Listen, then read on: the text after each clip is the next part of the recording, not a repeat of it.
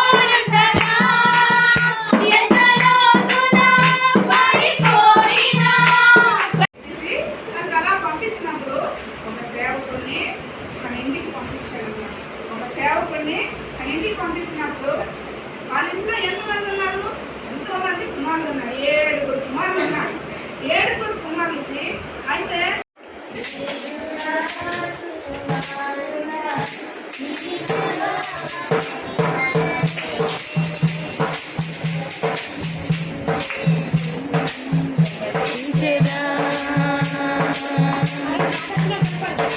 కరుణా సంపన్నుడా, దీనుడా, సుకుమారుడా, నీ ప్రభావ మహిమలకి నిరంతరం నేను